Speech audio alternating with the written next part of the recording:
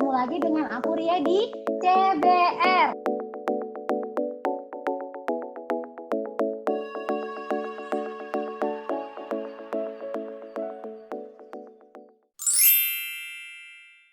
Tidak terasa ya, sudah 2 minggu kita berpisah dan hari ini kita bertemu lagi. Dan tentunya kita akan kembali bercerita-cerita dan hari ini kita akan bercerita tentang hal-hal yang mungkin teman-teman pria itu banyak pendam, nggak banyak ceritakan. Dan hari ini kita akan bersama-sama berbagi tentang cinta dan pelayanan bersama dengan pria-pria. Kita langsung panggil saja mereka ya. Hai teman-teman. Ya, baik. Hai. Hai. Oke, terima kasih sudah bergabung di KBR. Terima kasih ya sudah mau memberi diri berbagi. Kalian gak usah malu-maluin guys, silakan tersenyum, tertawa, bahagia gitu, nggak apa-apa. Boleh kenalin diri dulu. Kalian itu namanya siapa, kampusnya di mana, pelayanannya apa gitu ya. Boleh dari yang dress code-nya beda sendiri, silakan teman-teman. Ayo saudara kuning. Oke. Kenalin nama aku Ari, nama aku Ari, kampusnya di Universitas Serang Raya atau Unsera. Saat ini aku pelayanan pelayanan siswa.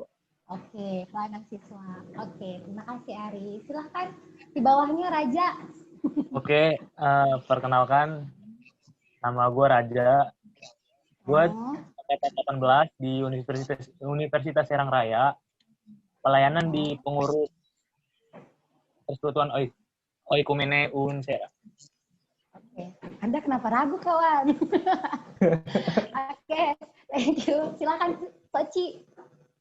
Oke, perkenalkan nama gue Daniel Socinafau Christian dari Agribisnis Untirta, Universitas Sultan Agung Tirtayasa. Sekarang pelayanan di Persekutuan Mahasiswa Kristen di Untirta. Oke, berarti ini ya, kalian semua pengurus-pengurus ya. Kalau Ari di siswa, Raja dan Daniel Soci di kampus gitu ya. Oke. Nah teman-teman, hari ini aku mau bertanya tentang cinta dan pelayanan gitu ya. Dan kita mulai dengan cinta. Oke. Guys, gue mau nanya nih sama kalian. Gak nanya deh, ini mau nyuruh. Mau nyuruh kalian tuh, boleh share nggak pengalaman? Kalian udah pada pernah pacaran belum sih? Siapa yang belum pernah pacaran teman-teman? Hai. Udah kan ya? Udah belum? Saya belum Udah pernah, masih kecil saya. Oh ya udah baik. Berarti kamu keluar aja, salah grup berarti. Salah undang. Atau tapi kalian pernah kan ya jatuh cinta gitu ya? Pernah kan?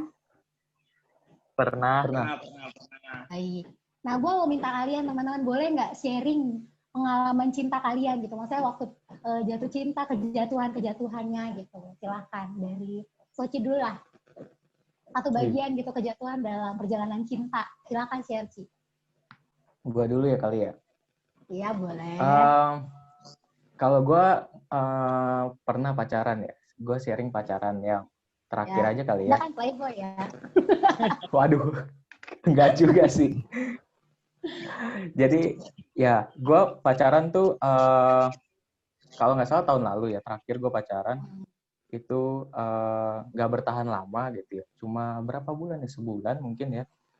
Wah, lama sekali ya, sebulan. Itu cepat sekali. Cuma ini sekali kayak itu ya. Kagak ini kali mau anniversary kali lu mah. Iya, mon anniversary. Nah, jadi di situ gue pacaran. Gue tuh kan biasanya kalau sebelum gue mengenal PMK gitu ya, pacaran yang gue biasanya deketin, terus habis itu cocok, klik, akhirnya jadian kayak gitu, nggak pakai didoakan.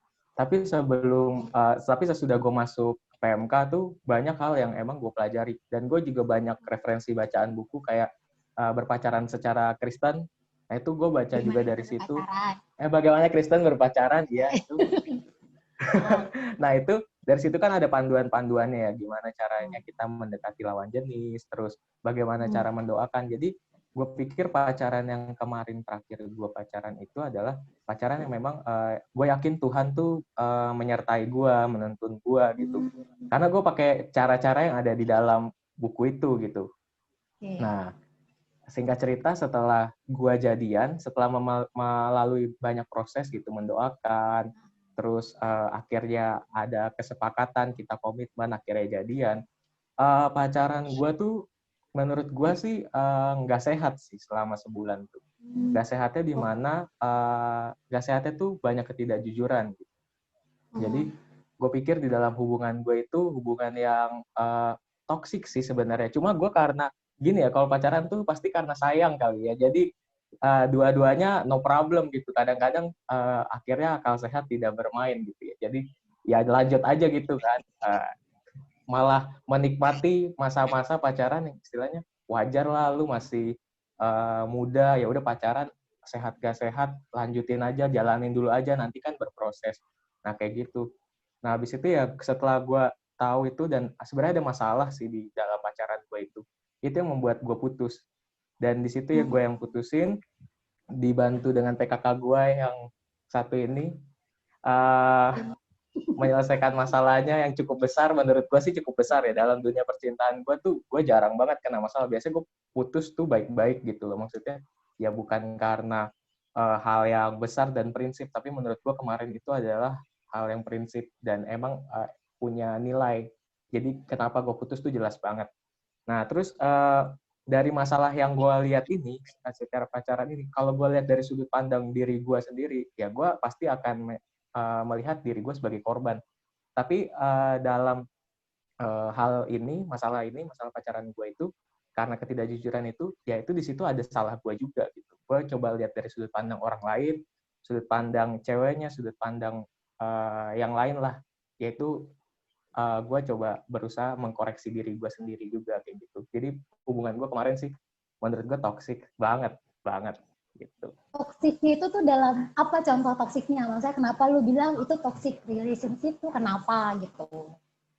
Tadi kan mungkin salah satu ketidakjujuran gitu ya. Maksudnya tuh gimana gitu? Oh, ketidakjujuran tuh kayak gini.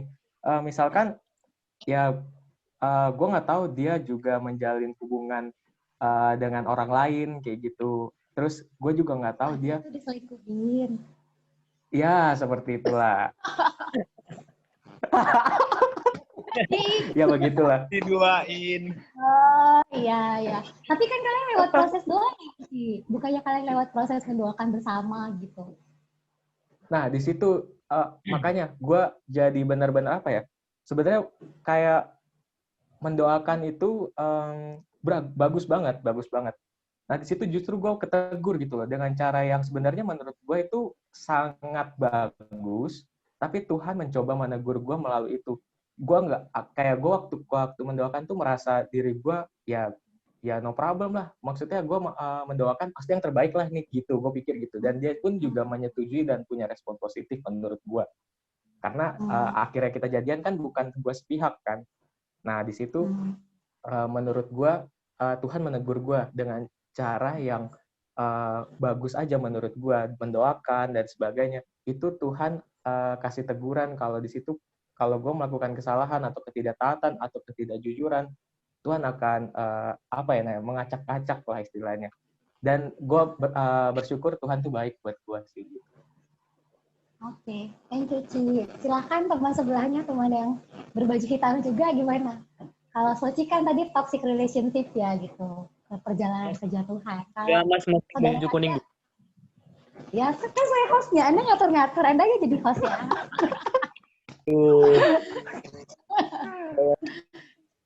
Kalau gua sih, kalau tadi Soci kan dia toksik kan.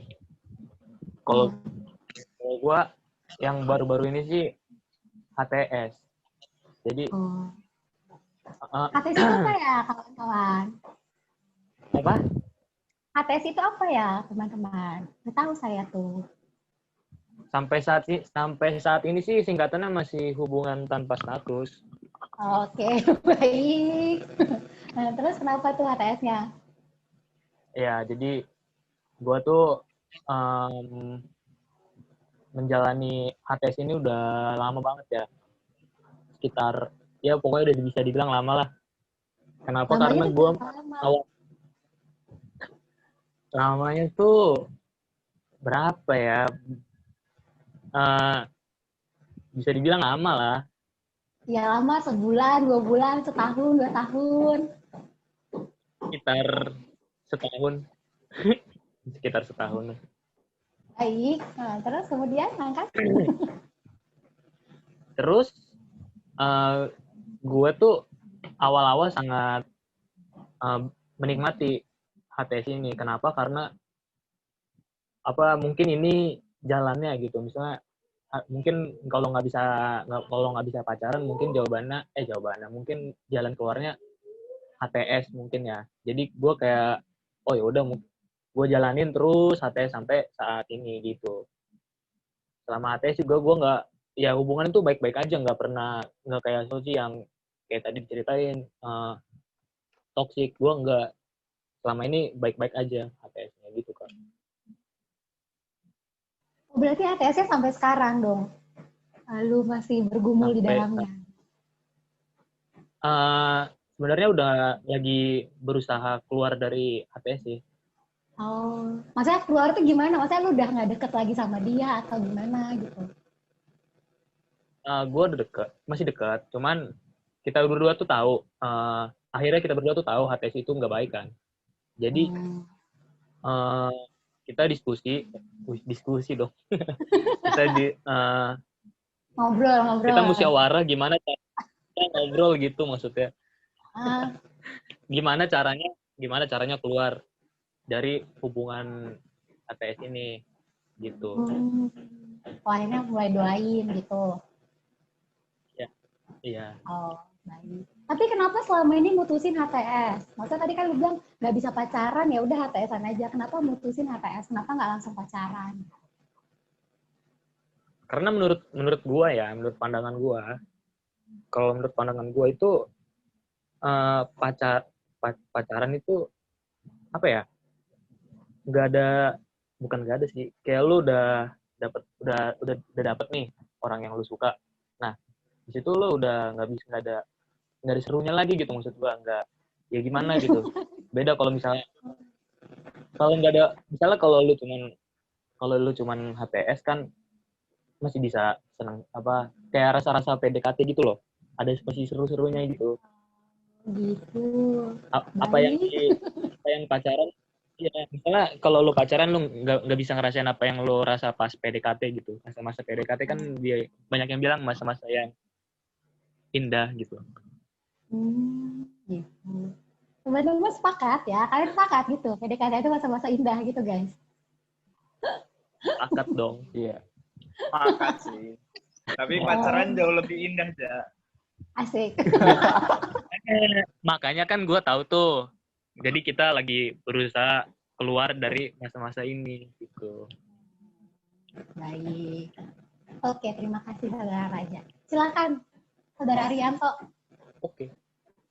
Oke, kalau tadi Soci kan yang toksik gitu. Kalau Raja yang HTS. Kalau gue sih pengalaman terakhir pacaran tuh sekitar 2 tahun, hampir 3 tahun lalu.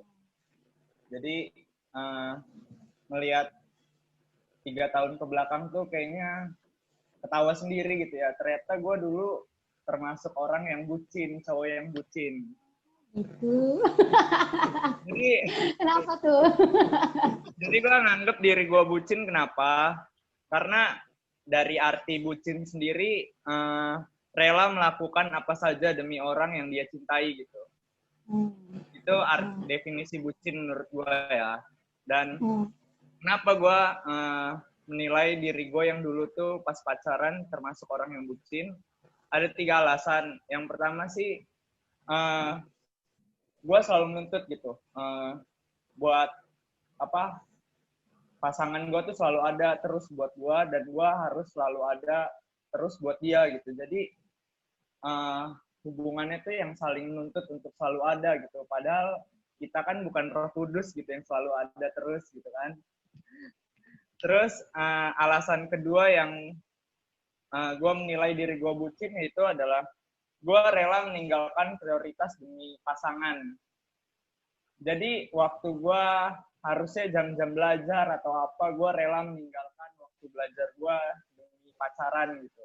Atau gue rela meninggalkan ada acara keluarga atau apa, ya udahlah tinggalin aja gitu. Kalau kamu sayang ya udah. Gue rela meninggalkan keluarga gue buat pacaran dan lainnya gitu. Terus yang ketiga alasan gue menilai diri gue bucin adalah gue rela mengorbankan nilai-nilai yang gue percaya gitu demi pacar gue gitu. Contohnya apa ya, kayak ada hal-hal yang di dalam keluarga juga yang misalnya nggak boleh pulang malam atau apa, ada batasan jam, tapi gue rela melanggar hal-hal itu tuh demi pacar gue gitu. Ya udah gitu, gue lebih nurutin kata pacar daripada kata orang tua ataupun kata Tuhan kali ya. Lebih nurut sama pacar daripada semua orang gitu. Rela melakukan apa saja demi dia. Baik. Anda bucin sejati ya. Terus apa dan apa? Dan apa ya, bersyukurnya sih ya Tuhan, gue putus dan mungkin berat pas awal-awal putus kan. Tapi lama-kelamaan gue menyadari gitu ya, gue bersyukur Tuhan membuat gue kehilangan supaya gue nggak menjadi orang yang terhilang. Jadi lu melihat kayak habis lu putus itu Tuhan tuh mengambil dia gitu ya, tapi justru dari situ lu bisa balik sama Tuhan gitu. Iya. Boleh cerita nggak sih prosesnya gitu, maksudnya kenapa akhirnya berani putusin dan beranjak dari bucin menjadi budaknya Allah gitu, gimana tuh? Sebenarnya gimana ya, gue tuh ngejalanin pacaran udah lumayan lama gitu, dari mau masuk baru lulus SMP sampai mau lulus SMA putusnya. 3 tahun jalan 4 tahun, itu lumayan lama gitu. Jadi ya cukup lama gitu menjadi bucin. Dan kenapa berani memutuskan ya, karena gue lama-lama menyadari gitu, hubungan tuh makin lama makin gak baik. Ternyata padahal gue sebenarnya bucin, tapi gue menyelimuti itu dengan, yaitu gue mengasihi dia, artinya gue harus terus berjuang gitu, ngelakuin apa aja karena gue mengasihi. Sebenarnya itu salah gitu. Dan di dalamnya juga udah gak baik gitu. Jadi udah saling curiga, udah banyak apa ya, saling nuduh gitu, udah nggak ada kepercayaan sih di dalam hubungan itu. Jadi makin lama makin berat buat menjalaninya. Baik. Kalau dari Raja sendiri gimana, Ja? Kan akhirnya sekarang tuh udah beranjak ya, dari yang HTS lagi belajar keluar dari HTS gitu ya. Hal apa yang benar-benar membuat lu tuh ya udah ini nggak baik gitu? Masa kenapa lu ini nggak baik gitu? Karena apa ya, gue rasa kalau misalnya terus-terusan HTS juga kayak ngerasa stuck aja di situ gitu, nggak berkembang gitu. Ya masa ujung-ujungnya kita nggak punya suatu ikatan gitu. Itu kan berarti apa ya, secara tidak langsung orang lain mempersilahkan orang lain buat masuk ke hubungan kita gitu. Karena kan kita juga dalam konteksnya kan tidak ada status gitu loh. Makanya kita mau lebih ke gitu kan. Kalau Soci gimana, Ci? Kenapa akhirnya berani memutuskan untuk putus gitu dan ya udah gue selesai sama dia gitu? Kenapa? Kalau gue berani untuk menyatakan putus karena udah jelas ya masalahnya. Kalau selingkuh, pokoknya itu prinsip lah, ketidakjujuran dalam hubungan tuh toksik banget. Dan gue emang memutuskan untuk putus. Padahal kalau dipikir-pikir kondisi gue saat itu adalah perasaan lebih kuat daripada akal sehat gue. Jadi bahkan kerohanian gue pun kalau dipikir-pikir waktu itu, padahal gue lagi melayani gitu ya, tetap di bawah dari perasaan gue kayak gitu. Dia kerohanian gue nggak bisa berpikir dengan jernih. Terus gue juga kesulitan untuk berdoa walaupun ya akhirnya gue harus memaksa diri gue untuk tetap berdoa. Nah itu kalau gue kayak gitu memutuskan untuk Akhirnya ya udah gue tinggalin karena gue emang pengen bangkit sih, pengen apa ya namanya ya, gue pengen nilai diri gue tuh jadi lebih baik. Karena kalau misalkan kita menjalin hubungan tapi nilai diri nggak jadi lebih baik kan percuma gitu ya, buat apa kayak gitu. Langkah-langkah apa yang dilakuin Ci buat bisa move on dari masa lalu itu? Kalau gue waktu itu, gue akui perasaan gue lebih kuat dari pikiran gue, dari kerohanian gue. Akhirnya memang pertama-tama adalah gue beri ruang untuk diri gue, beri ruang untuk mencurahkan isi hati gue melalui curhat biasanya gitu ya ke orang-orang kayak ke PKK gue. Terus kalau mungkin teman-teman kenal psikolog atau punya psikolog atau kenalan, nah itu bisa datang ke mereka. Karena gue pikir untuk cerita hal ini itu masalah-masalah kayak gitu tuh butuh kerahasiaan yang benar-benar. Dan sedangkan gue sendiri pribadi ya, sebenarnya sih gue percaya sama orang tua gue. Cuma kayaknya kalau ke cerita pertama-tama ke orang tua kayak ada gue malah dikata-katain gitu ya, diejek-ejek lah, apalah gitu lah ya. Biasanya begitu sih. Cuma gue ceritanya kayak gitu. Nah, yang paling penting adalah gue kembali lagi, gue ceritanya ke Tuhan kayak gitu. Gue coba berdoa, gue tuh waktu itu tuh nggak terstruktur gitu loh, nggak kayak orang-orang berdoa bagus, tapi gue kayak Tuhan kenapa begini harus begini, kenapa jadinya kok begini. Terus lebih banyak evaluasi sih, gue banyak bertanya ke Tuhan, gue banyak bener-bener apa ya istilahnya mengkritisi lah kejadian kemarin tuh ke Tuhan gitu, gue kasih tahu semuanya ke Tuhan kayak gitu. Kalau itu yang pertama, gue beri ruang dulu. Terus habis itu yang kedua, setelah itu biasanya 3 hari sampai seminggu gue lakukan itu. Maksudnya gue jor-joran untuk ya ini gue sekarang kayak gini kondisi gue harus sadar kondisi gue kayak gini lagi drop, dan gue harus curahkan isi hati gue ini semua ke Tuhan dan ke orang yang menurut gue benar-benar gue percaya. Terus yang berikutnya, gue bikin step by step atau langkah-langkah kegiatan berikutnya untuk upgrade diri gue sebenarnya. Nah itu gue biasanya kan kalau pacaran rundownnya berdua ya, istilah lu punya kegiatan berdua gitu, dan lu pasti selipin sehari tuh ada chat lah mungkin yang berdua gitu kan. Nah itu gue pengen mengganti itu. Untuk apa? Supaya gue nggak ingat-ingat lagi atau gue bisa move on dengan cepat. Nah itu gue gantinya pakai biasanya kegiatan olahraga kah yang benar-benar bisa mengupgrade diri gue, olahraga. Atau kalau memang gue sekarang ini lagi pandemi ya, bisa juga ngobrol sama keluarga di rumah gitu. Gue ganti obrolan gue yang sama cewek gue itu jadi sama orang rumah kayak gitu. Banyak sih cara-cara yang kayak gitu di YouTube juga banyak gitu. Terus terakhir, ini yang penting menurut gue, doakan ke Tuhan sebenarnya. Tujuan-tujuan dirancangkan tadi yang memang untuk memperbaiki diri, terus nilai diri kita, meningkatkan diri juga, supaya emang untuk kemuliaan nama Tuhan gitu. Jangan misalkan, ada orang banyak ya pelariannya ke minuman keras misalkan, atau ke rokok, atau ke mana ya, itu kalau gue sih takarannya adalah, ketika gue melakukan sebuah pelampiasan atau sebuah pelarian, gue coba tanya Tuhan, kalau misalkan Tuhan tersenyum atau Tuhan membolehkan, gue akan lakukan. Tapi kalau misalkan merokok, gue nggak mungkin dong. Gue tanya Tuhan, kalau misalkan saya merokok atau Tuhan saya meminum minuman keras, pasti Tuhan nggak tersenyum. Jadi batasan gue itu, dan gue pun melakukan segala sesuatunya mungkin kayak pelayanan gue lebih sungguh gitu. Terus itu semua bisa supaya bisa muliakan nama Tuhan, supaya gue juga nggak berkecil hati, supaya gue nggak kecewa, dan gue bisa mengampuni orang lain gitu, dan mengampuni mantan gue juga kayak gitu sih. Gitu Kak. Thank you. Dua saudara ada yang mau menambahkan bagaimana kalian ini keluar dari kebuangan itu? Arianto atau Raja ada yang mau nambahin nggak gimana gitu? Paling kalau gue ini sih, kalau mau keluar dari itu ya move on. Salah satu cara move on yang paling benar ya buat gue, lo waktu lo putus cinta ya lo harus jatuh cinta lagi. Nah, cara move on yang paling benar ya jatuh cinta laginya itu sama Tuhan. Iya. Oke, asik. Jadi, rohani banget, Ari. Canggih.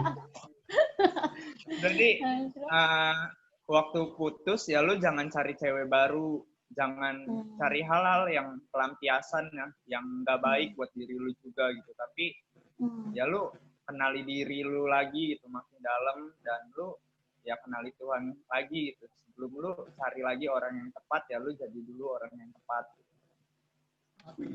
Thank you, Ri. Saudari Raja, mau menambahkan, Saudara Raja? Gue tambahin sedikit aja ya. Oh iya, Sedikit silakan. aja. Ya, Gimana? tadi kan Ari udah bilang tuh jatuh cinta lagi sama Tuhan, terus apa segala macam. Nah, selain itu kan lo juga punya banyak temen kan. Nah, lo apa ya, main gabung lagi. Mungkin kan ada orang banyak yang pacaran tuh nggak lupa sama temen kan biasanya. Nah, ketika lo putus, lo balik lagi sama teman, cari hiburan bareng sama teman-teman lo. Mungkin itu satu cara ngelupain mantan lo. Gitu, Ci. Gitu. Kecil. Oke, thank you guys. Kita lanjut ke yang kedua guys. Oh, sambil ini aja kali ya. Ada yang nanya juga sih. Baru kita ke pelayanan kali ya. Gimana pendapatmu selaku laki-laki yang aktif di pelayanan tentang cewek yang ngungkapin perasaan duluan? Gimana menurut kalian? Siapa dulu? Dari siapa nih? Ya udah, dari Ari silakan. Sama cewek yang ngungkapin perasaan duluan, gimana Ri menurut lu? Menurut gue sih kayaknya lebih tepatnya kayak yang mempertanyakan kali ya baiknya si cewek itu, bukan yang ngungkapin. Misalnya dia dekat udah lama, kayak Raja gitu nih, dekat udah lama kan HTS. Terus si cowoknya kan nggak ngungkapin, tapi udah dua-duanya tuh sama-sama sadar bahwa di hubungan dia tuh ada sesuatu yang beda. Nah, kalau menurut gue sih baiknya si cewek itu boleh minta kejelasan si cowoknya gitu, kayak bukan menyatakan dulu yang, tapi ya mengkomunikasikan hubungan. Gimana nih, kita kan udah kenal lama, dekat lama, terus status kita juga nggak jelas gitu. Lu mau memperjelas gak sih status kita gitu? Baiknya sih gitu kalau dari si cewek, karena kan kalau menurut gue sih Kak, yang menyatakan itu baiknya dari cowok duluan. Kalau cewek boleh, tapi ya lebih mempertanyakan, mengkomunikasikan hubungan sih. Thank you. Silakan kalau dari Raja atau Soci, Raja dulu deh, gimana aja? Gimana kalau ada cewek yang naksir dan dia nyatain duluan? Selaku lu anak pelayanan. Dia bilangnya selaku anak pelayanan. Berat banget sih jawabannya. Apalagi gue di kan masih anak bawang. Asik. Jadi gimana ya? Kalau perempuan nyatain perasaan duluan sih mungkin si cowoknya yang terlalu apa ya? Nggak mungkin cowoknya ini nggak memikirkan apa ya, hubungan dulu. Dia lebih fokus mungkin ke pelayanannya atau urusan lain. Jadi dia tahu dia tuh lawan jenisnya tuh suka atau perempuannya itu suka, cuman dia nggak peka mungkin menurut gua. Jadi dia terlalu asik sama dunia. Cowok yang kayak gitu gimana? Cowok yang misalnya dinyatain perasaan duluan sama cewek, apakah lu langsung tolak mentah-mentah atau ya udah kita doain atau gimana gitu? Gue kaget sih kalau kayak gitu. Paling paling gue ya sih kayaknya doain dulu sih. Itu sih yang penting sih. Kita minta jawaban dari Tuhan tuh baiknya gimana. Nggak bisa kita simpulin sendiri. Kan pada intinya juga pacaran itu kan menjaga kekudusan Tuhan kan. Bener nggak sih? Baik. Kalau dari Soci gimana sih menurut lu? Kalau gue selaku apa tadi namanya pelayan ya. Menurut gue sih namanya menyatakan perasaan itu perlu keberanian ya. Cowok juga gitu sih ke cewek. Gue yakin kalau cewek pun begitu juga, apalagi cewek ya. Karena biasanya menyatakan tuh bener kata Ari, cowok yang harusnya menyatakan, cewek. Nah, buat gue pertama-tama akan apresiasi dulu gitu. Apresiasi keberanian dia gitu. Karena emang nggak banyak cewek yang kayak gitu. Jadi gue apresiasi. Nah, terus untuk masalah gue doakan atau enggak, tergantung lagi kasusnya itu dia udah lama dekat sama gue dan emang ada kemungkinan untuk jadian. Kalau misalkan beda agama gitu, kalau beda agama mau nggak Terus mau selaku kan gue pelayanan. harus, walaupun gue sebagai anak pelayanan, misalkan gue sebagai anak pelayanan, nah, ternyata ceweknya yang suka sama gue tuh bukan yang sama agamanya atau bukan dari ranah pelayanan juga, ya gue harus mau nggak mau harus nolak kan. Sebenarnya kalau gue sih pandangan gue harus nolak. Nah itu ya gue melihat kembali kalau memang kategorinya untuk nggak untuk jadi pasangan hidup gue, ya gue akan tetap apresiasi, tapi ya gue akan kasih pengertian kalau memang hubungan itu nggak bisa lebih jauh lagi selain teman kayak gitu. Oke. Tapi kalau sesama anak pelayanan terus nyatain duluan ke lu oke-oke aja. Wah, gue justru merasa bersyukur banget gitu. Ternyata Tuhan memberikan karunia juga kepada gue, ada cewek yang suka gitu sama gue satu pelayanan. Kan seru banget kan? Seru, gue Itu malah jadi bersyukur gitu. karunia ya, Ci. Oh iya jelas. Itu anugerah bagi Soci. Iya, anugerah itu. Baik, oke. Guys, yang kedua mau nanya, ini saya nanya nih. Kenapa Waduh. sih, ini kan kalian anak pelayanan, gitu loh. Kenapa di pelayanan itu gitu ya, sedikit cowok, sedikit banget cowok yang melayani. Kalian juga kan di pelayanan nggak banyak ya? Ari juga, di siswa sendiri Ari. Raja juga, Ada Soci berdua, belum. Bang Rotama sama Bang Rotama. Yang pertama ya. Nah, kenapa banyak, gimana gitu ya, kenapa di pelayanan itu cowoknya sedikit guys yang pelayanan? Kenapa menurut kalian? Silakan. Raja dulu deh yang beneran sendiri. Kadang enggak sih ada yang bantuin. Kenapa ya? Kalau di pelayanan tuh cowoknya sedikit menurut gua karena image cowok itu bukan, dia tuh cowok tuh pengennya diakuin tuh keren gitu. Jadi menurut gua ya, jangan marah nih. Ya. Jadi menurut gua, jadi cowok-cowok tuh nggak suka, bukan nggak suka ya, gimana ya bilangnya, dia tuh lebih asik dia ikut kayak perkumpulan atau himpunan atau organisasi yang lebih apa ya, effortnya itu lebih keren gitu, kayak lo terkenal di jadi pemain sepak bola atau jadi gamer, itu kan lebih kelihatan gitu loh, maksudnya terkenal itu, jadi merasa keren gitu. Sedangkan pelayanan paling ya cuma di lingkup gereja atau di lingkup kampus, ya cuma segitu. Dan di pelayanan itu kan juga nggak segampang kayak pemain bola atau apa. Kita selalu sharing atau bebannya juga berat kan. Jadi masuk pelayanan juga nggak segampang itu, beda sama yang lain. Itu menurut gua. Gitu. Terus lu kenapa tetap mau pelayanan? Gua awalnya sih dimasukin dan gua sadar. Gue disuapin atau di apa ya gitulah, gue dijejelin sama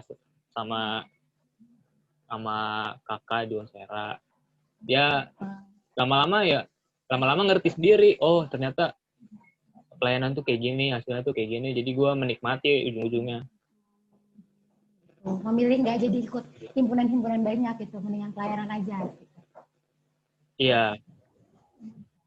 Silakan Saudara Arianto, gimana kalau saudara?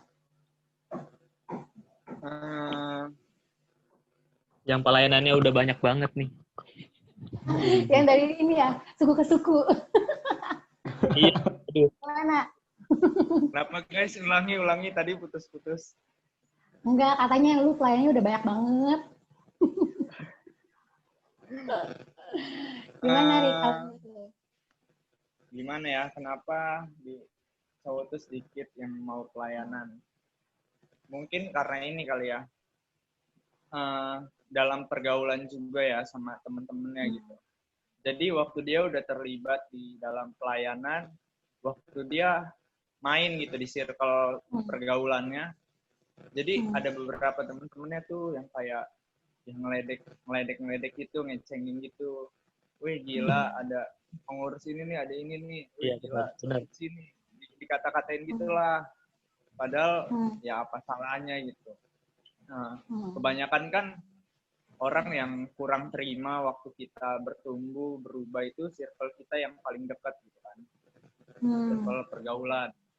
Nah, jadi waktu udah terlibat pelayanan dan waktu dia balik ke circle ya kayak dia cengeng gitu tuh, ya dia kayak yang mikir lagi gitu. Aduh, ya udahlah gue berhenti pelayanan aja deh biar gue tetap bisa main sama temen-temennya, diterima sama temen-temennya. Karena sejauh ini pengalaman gue sih kayak cukup berat gitu terlibat di dalam pelayanan dan tetap buat gaul sama temen-temen tuh ya resikonya gitu, ikut Kristus kan ya kayak begitulah, harus sering-sering ditolak gitu kan.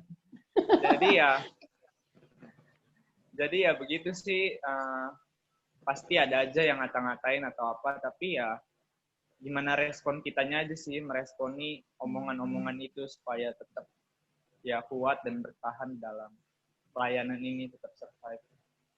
Ngata-ngatain tuh gitu maksudnya gimana, Ri? Kurang nangkep saya. Kayak, Maksudnya ngata-ngatain tuh gimana? kalau gue kan kayak pelayanan ke sekolah-sekolah, siswa, ke persekutuan yang ada di sekolah. Jadi waktu ada teman-teman gue yang tahu atau apa, dia tuh kayak ngeledekin, wih gila, ada Ari nih, mau ngapain Ri? Mau persekutuan doa apa gitu-gitulah. Mau baptis. Oh gitu. Jadi Oh, kayak jadinya diledek-ledekin gitu. Kayak seakan-akan waktu main bareng tuh, gue tuh kayak yang lebih suci dari mereka gitu. Padahal ya enggak, kita kan sama-sama berdosa, sama-sama berobat jalan lah istilahnya. Bertobat jalan. gitu. Jadi sebenarnya kalau lu nangkepnya justru kenapa sedikit itu karena dalam pergaulan tuh jadinya bahan ceng-cengan gitu ya, bahan buat dicandain, ledekin gitu. Dan lu memutuskan tetap pelayanan kenapa? Kalau ada banyak sih alasannya. Pertama ya, gue makin lama makin menikmati. Terus ya, waktu lu makin kenal sama Tuhan, ya lu juga makin tahu apa yang harus lu lakuin buat Tuhan. Gitu. Dan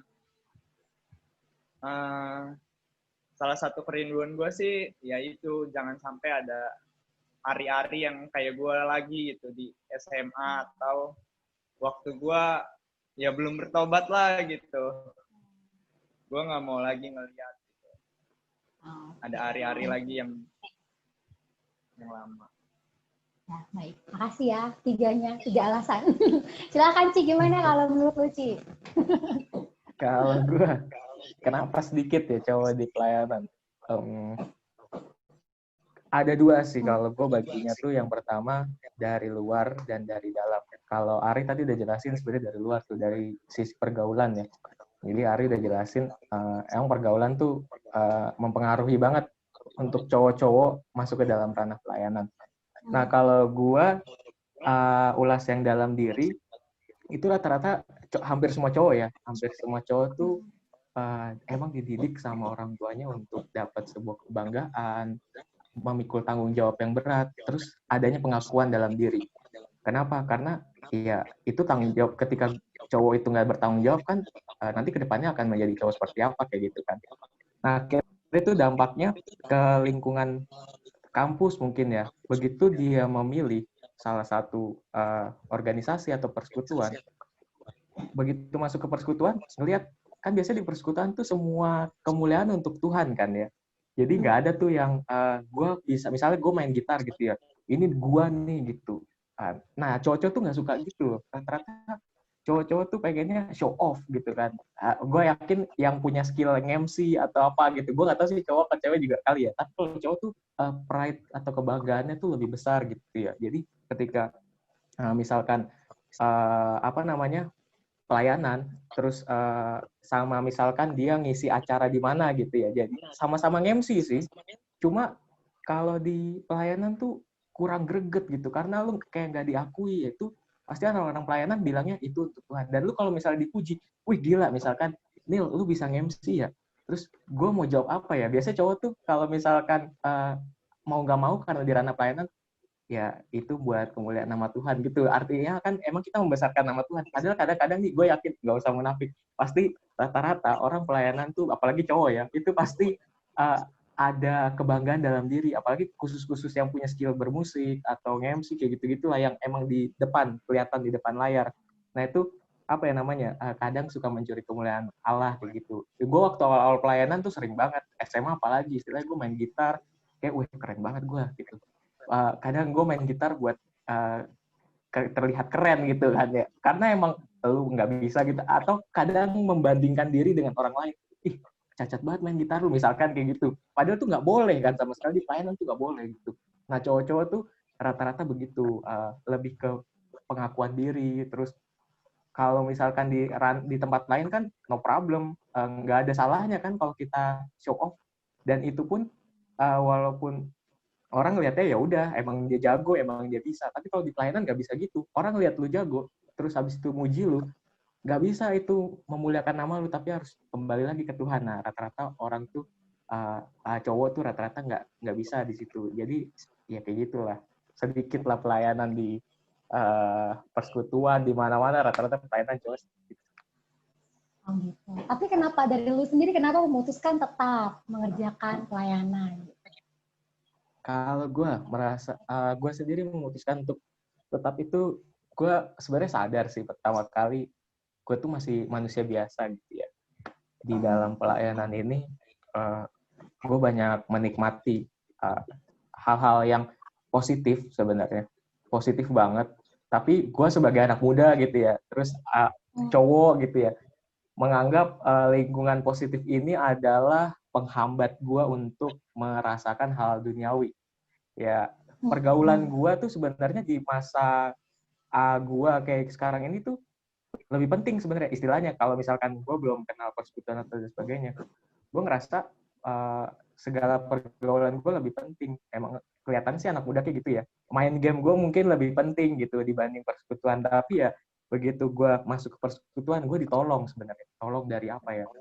Pertama-tama kerohanian gue.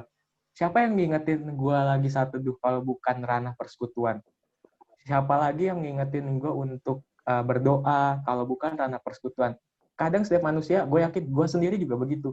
Pernah masuk ke dalam fase-fase di mana gue jatuh dan nggak berdoa, nggak ngapa-ngapain, gue pikir semua flat-flat aja.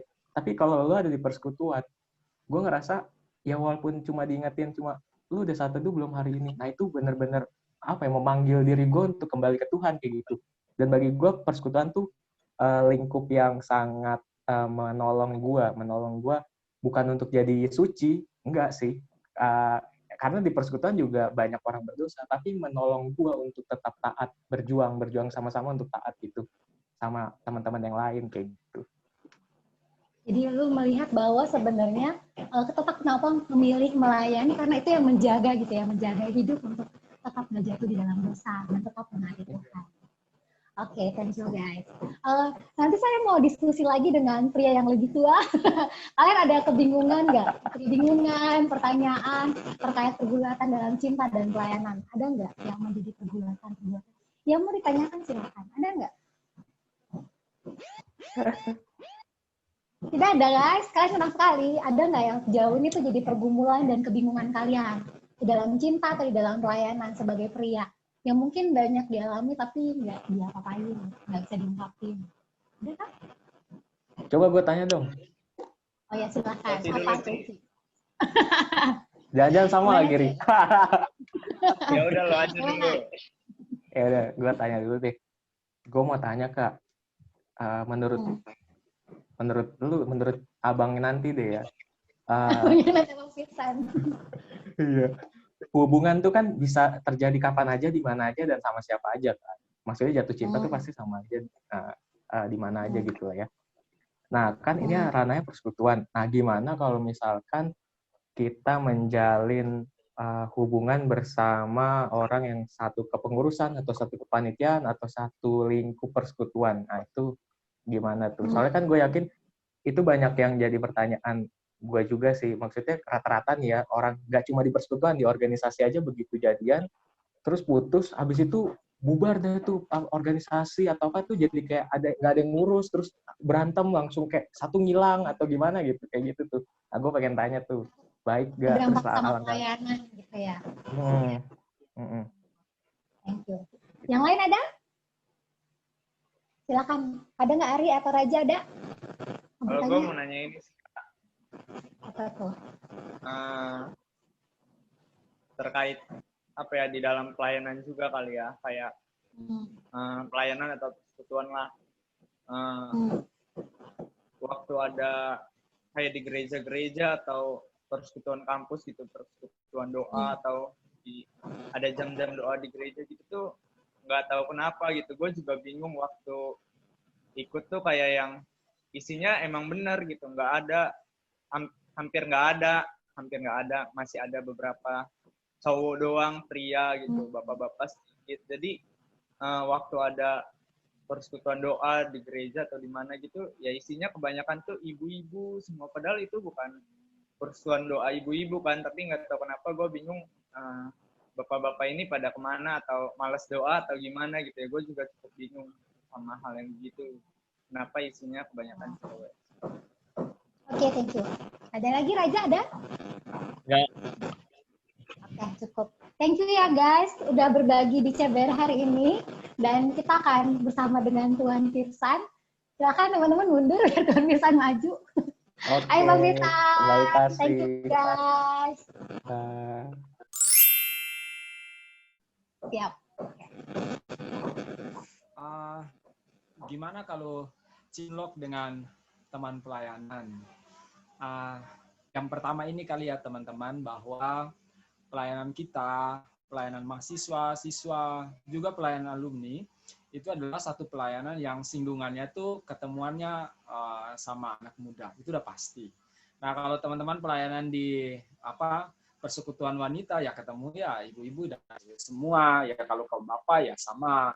Kalau teman-teman persekutuan bisnis ya sama. Nah, salah satu ciri persekutuan kita itu adalah anak muda, dan cinta di antara mereka itu sesuatu yang sangat wajar dan harus ada. Justru kalau nggak ada, kayaknya ada yang aneh.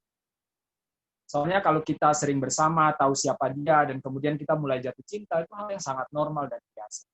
Jadi mungkin itu sangat normal sih, normal. Jadi kalau jatuh cinta, apa ya istilahnya itu, tadi itu cinta lokasi itu ya, itu sangat normal sih. Cinta lokasi di pelayanan itu sangat normal, dan aku sendiri pribadi akan dorong sih teman-teman untuk jatuh cinta sama teman pelayanannya. Itu sangat. Tapi gimana Bang menyikapinya? Ya. Nah, tapi hal yang baik ini ternyata juga bisa merusak, sama seperti banyak cintaan yang baik dan sangat baik itu juga bisa merusak. Nah, cinta juga bisa merusak.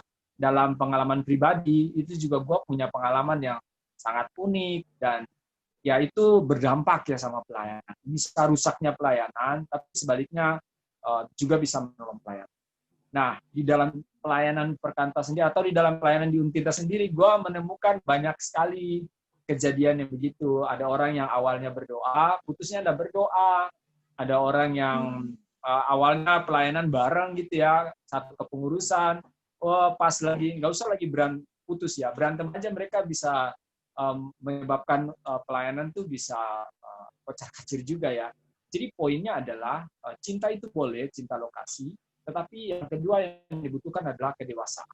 Dan kedewasaan itu proses gitu ya. Jadi kalau teman-teman jatuh cinta sesama pengurus, sangat didukung dan harus. Tapi kalau menjalani cinta itu memang kita perlu belajar dari dewasa untuk membedakan mana urusan cinta, mana urusan pelayanan.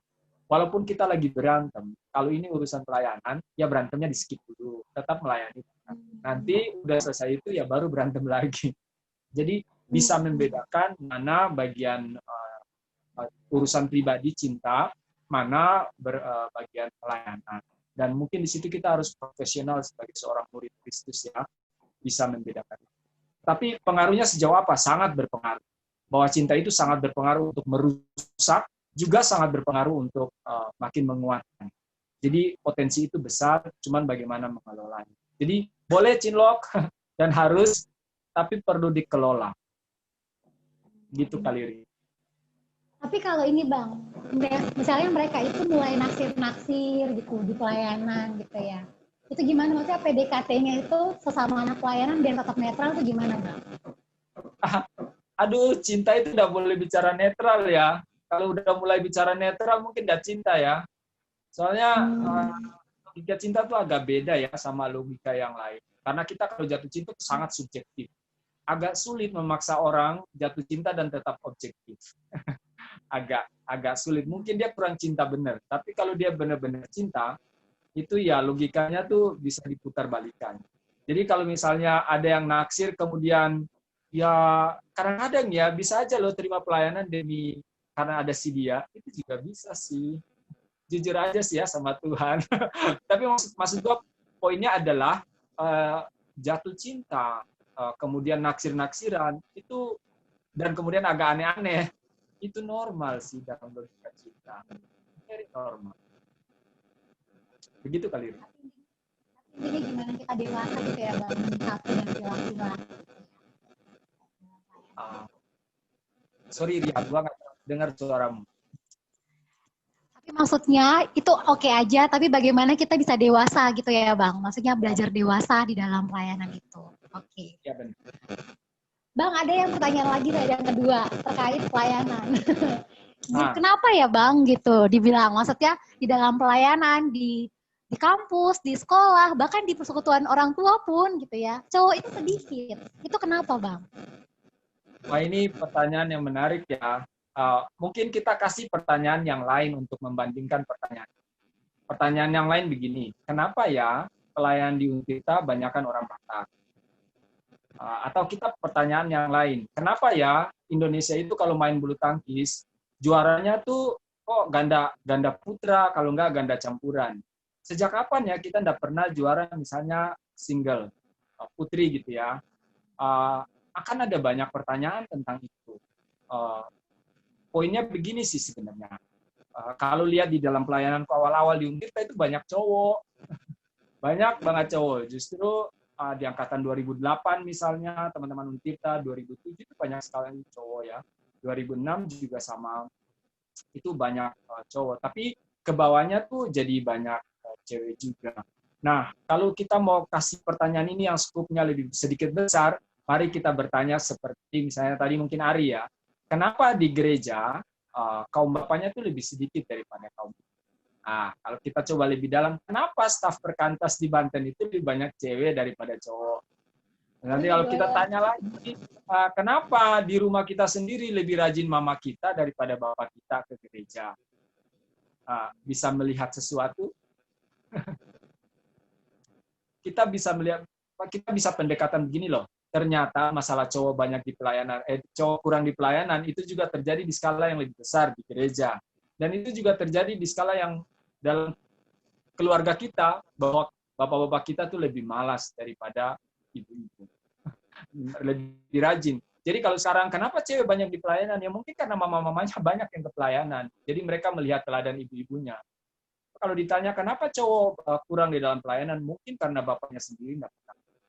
Terus kenapa bapaknya nggak pelayanan? Ya mungkin karena untuk itu ada namanya pria sejati ya, ada gerakan, ada acara yang pria sejati itu kan untuk menolong bapak-bapak itu kembali.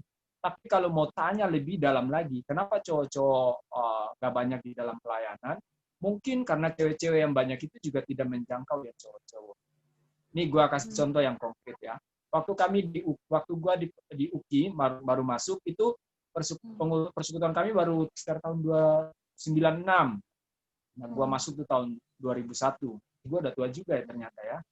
Nah, 2001 gua masuk itu tahun kedua gua jadi pengurus itu kami 2 orang cowok jadi pengurus, aku sama teman kelompok kecilku. Dan di atas kami itu yang pengurus tahun kedua itu semua cewek-cewek. Jadi sekret kami itu di lantai 2. Jadi kalau kami ke lantai, biasanya mereka kalau ke lantai 2 tuh mereka suka sembarangan karena semua cewek kan. Jadi mau tidur gaya gimana, pokoknya mereka suka sembarangan lah. Sejak kami ada kepengurusan cowok, nah itu mulai teratur lah di ruang atas itu karena ternyata ada cowok gitu ya. Jadi mereka jadi nggak sembarangan. Tapi poin yang lain adalah aku sendiri PKK-ku sampai 3 itu semuanya cewek. Jadi PKK-ku cewek. Dan ini baik sih. Aku lihat juga beberapa teman waktu kita cowok kurang, itu ada cewek-cewek yang memang mimpin kelompok kecilnya cowok. Jadi memang kenapa cowok-cowok banyak yang kurang, mungkin karena kita tidak terlalu prioritaskan tolong mereka. Terutama PKK cewek yang sedikit memegang cowok. Nah, tapi perlu digarisbawahi ya, kalau yang cewek mau pegang cowok, baiknya jaraknya jauh. Kalau nggak nanti bisa jadi cinlok, dan itu kalau di dalam kelompok kecil pacaran, wah itu akan hancur nanti pemuridannya. Gitu kali Ria. Oke, Bang. Thank you. Bang, the last question nih. Ada yang nanya gitu ya, banyak. Ada 4 orang yang nanya. Dia bilang begini, kalau kita pernah pacaran gitu ya, pernah pacaran sama seseorang, dan kita jatuh ke dalam dosa seksual. Dan akhirnya kita mutusin buat putus dengan orang ini. Tetapi kita jatuh akhirnya dalam dosa pornografi. Bagaimana kita menyikapinya? Gimana, Bang? Ya,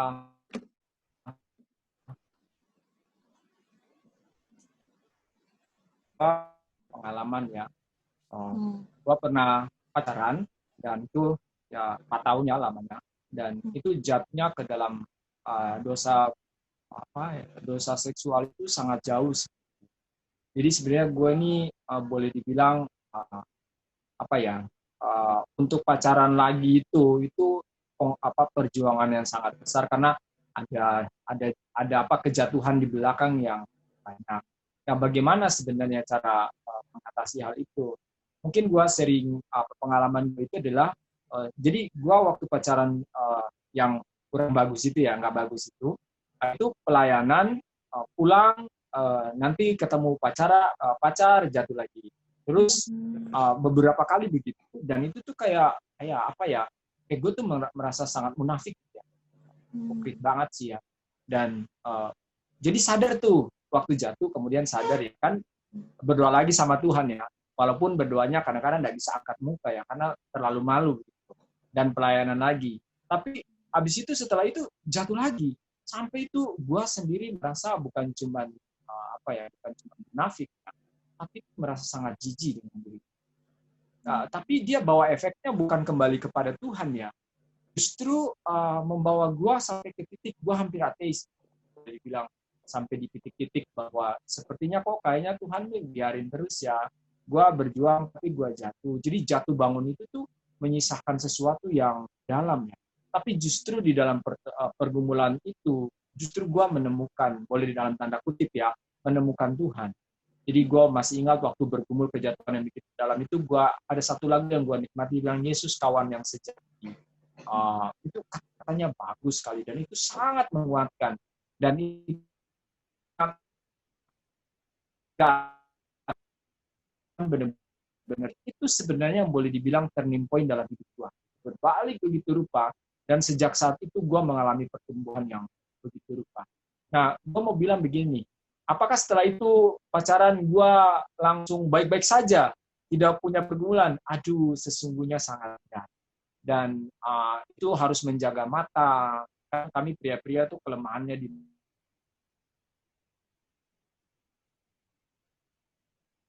tugas apa-apa tuh harus diingatin ya, jari lu ya bener ya, mau pencet mau masuk yang mana yang bener ya, karena suka kan kadang iklan lewat dan segala macam. Jadi tapi gua rasa yang paling besar sangat mempengaruhi dan menolong gua adalah waktu gua meluangkan waktu yang cukup banyak untuk baca Alkitab. Jadi pikiran-pikiran yang begitu itu seperti air kan sebenarnya, di dalam gelas kita isi, makin lama yang kotor itu makin keluar. Dan itu kayak Bible reading, mengisi dengan begitu, perlahan-lahan itu sebenarnya mulai hilang perlahan. Tapi butuh proses sih. Cuman maksudnya mungkin kalau gua saranin teman-teman yang sedang jatuh bahwa kalau kamu jatuh, Tuhan tetap sayang sih, mengampuni. Walaupun kamu akan didisiplin dan disiplinnya mungkin akan keras. Tetapi ya Tuhan tetap sayang dan sebenarnya Tuhan ingin kita balik. Nah, kita harus kerjain bagian kita. Menurut gua bagian kita yang paling dasar adalah berdoa dan terutama sih baca firman. Waktu kita di situ tuh gua mulai membiasakan ya baca firman. Misalnya 1 hari 4 pasal, baca dan lama-lama itu nggak otomatis ya. Kadang-kadang juga sampai jadi staff ya. Kayak gini juga pikiran itu bahkan bayang-bayangan yang dulu pernah nonton film apa itu bisa muncul lagi. Kadang-kadang tuh langsung bilang aduh Tuhan ampuni begitu ya. Tapi kita juga harus sadar bahwa kita ini kan lemah ya, rentan. Jadi mungkin jujur juga ya kalau kita lemah dan datang kepada Tuhan, berdoa dan baca firman. Di sisi yang lain, coba belajar melakukan apa yang Allah mau. Nah, kalau belajar melakukan apa yang Allah mau, itu berkaitan dengan waktu nonton, dengan pelayanan, dengan macam-macam yang lain. Jadi kayaknya menurut gue sih salah satu ya isi yang gue sangat nikmati itu isi dengan firman. Itu akan sangat menolong secara pikiran. Soalnya kami laki-laki kelemahannya di pikiran. Nah, kalau mungkin perempuan, ya gue nggak tahu mungkin banyak yang lain kali. Kalau gue begitu kali ini. Thank you Bang. Berarti sebenarnya mulai isi dengan firman ya Bang. Dan cari kesibukan yang lain berarti mengalihkan untuk selesai dengan dosa pornografi itu. Ya, benar. Thank you Bang. Oke Bang, silakan boleh kasih closing statement-nya sebelum mengakhiri di CBR terkait cinta dan pelayanan. Teman-teman, saya atau gua kali ya melihat beberapa perkembangan belakangan ini tentang maraknya orang-orang di dalam cinta dan pelayanan, mau spesifik sih tentang orang-orang yang jatuh di dalam dosa pornografi. Sebenarnya apa namanya, di dalam pelayanan kita dianugerahkan orang-orang muda yang cantik dan ganteng. Tetapi di dalam pelayanan itu juga apa ya, kecantik di balik itu waktu kita pacaran itu seksual tuh begitu membayangi, bisa menghancurkan. Perhatikan di dalam Alkitab banyak sekali kisah-kisah percintaan itu justru menghancurkan. Nah, tapi poin yang paling penting adalah begini, relasi itu selalu ada 3 triangle. Ada aku, dia, dan Tuhan. Jadi kalau mau relasi sehat, teman-teman, yang pria itu harus terus dekat kepada Tuhan, yang wanita itu harus terus dekat kepada Tuhan. Dengan demikian jarak mereka juga makin mendekat. Jadi sebenarnya rahasia pacaran dan pelayanan, atau boleh bilang cinta dan pelayanan, itu sebenarnya ada di dalam kedekatan orang itu dengan Tuhan secara pribadi dulu. Baru mereka berelasi. Nah, kedekatan dengan Tuhan bukan cuma berdoa, tetapi ketaatan, itulah membawa kedewasaan. Kedewasaan itulah yang menolong kita bercinta dan melayani secara bijak, secara benar, yang akhirnya menghasilkan buah-buah pelayanan. Itu kali ini. Thank you Bang, sudah mau berbagi di CBR hari ini. Sama-sama. Terima kasih. Sampai ketemu lagi. Oke. Teman-teman, terima kasih juga sudah memberi diri hadir di CBR, dan aku akan mengumumkan untuk kuis. Yeay, gitu ya. Untuk pemenang kuis minggu lalu itu ada Dewi Indriani Sinaga dari Tangerang. Terima kasih ya Dewi, gitu ya. Selamat kamu dapat buku Every Good Endeavor, gitu ya. Oke, dan untuk minggu ini kita ada kuis juga. Kuisnya akan berhadiah 1 buku God at War, gitu ya. Bukunya tidak ditampilkan. Judulnya itu God at War, gitu ya.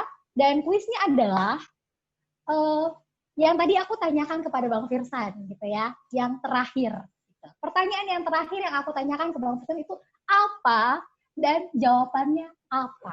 Gitu. Jadi bagi teman-teman yang bisa menjawab pertanyaan terakhir yang kutanyakan kepada Bang Firsan, serta jawabannya, teman-teman yang paling cepat dan yang paling tepat gitu ya, dijawab, kirim ke DM Instagram Perkantas Banten dan akan mendapatkan buku God at War. Gitu. Terima kasih teman-teman sudah menyaksikan CBR hari ini. Kiranya teman-teman boleh terus berjuang, terus menikmati cinta yang dari Allah, dan terus setia juga mengerjakan pelayanan yang Allah karuniakan. Sampai ketemu 2 minggu lagi. Tuhan memberkati.